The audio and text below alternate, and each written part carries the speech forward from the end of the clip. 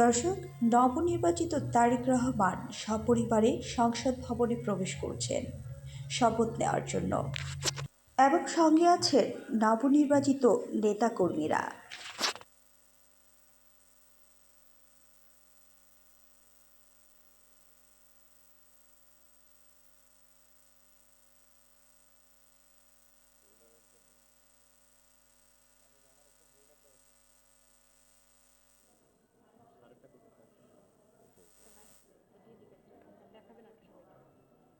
ওইটাই মনে হয় আমার ফেলে গেছে।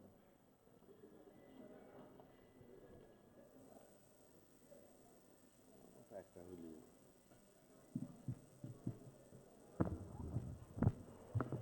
আসসালামু আলাইকুম রহমতুল্লাহ। আজকের এই ঐতিহাসিক দিনে আমরা মহান আল্লাহ রাব্বুল আলামিনের দরবারে শুকরিয়া আদায় করছি। দীর্ঘ 16-17 বছরের ফেসিবাদ বিরোধী গণতান্ত্রিক সংগ্রামে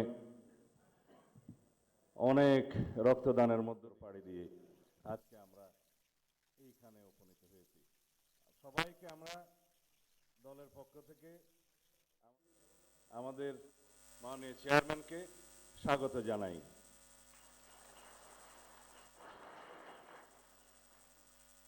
এই শপথ গ্রহণ অনুষ্ঠানে একটু পরে প্রধান নির্বাচন কমিশনার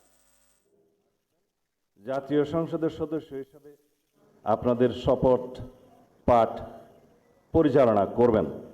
সংবিধান অনুযায়ী 148 আর্টিকেল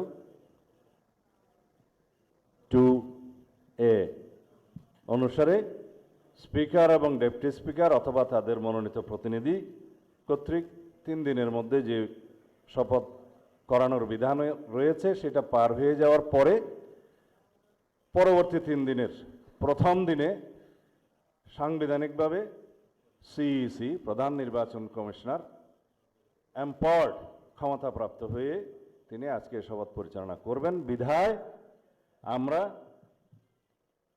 সদস্যদের শপথ পত্র বা ঘোষণাপত্র এই সাদাটাতে আমরা দস্তখত করব শপথ নেয়ার পরে।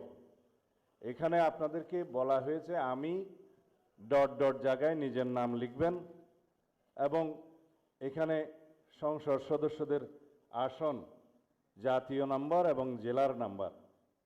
সাপোজ আমার নাম্বার হচ্ছে 294 কক্সবাজার 1, সেটা লিখতে হবে। এখানে নিচে আছে নির্বাচনী এলাকার নম্বর, স্বাক্ষর এই জায়গায়। এর বাইরে আরেকটি এই স্কাই, এটা সবুজ না স্কাই, নীল কালার যে ফর্মটা আছে এটা সংবিধান সংস্কার পরিষদ সদস্যদের শপথ ফর্ম। আমরা কেউ সংবিধান সংস্কার পরিষদের সদস্য হিসেবে নির্বাচিত হইনি এবং সংবিধানে এটা এখনো ধারণ করা হয়নি।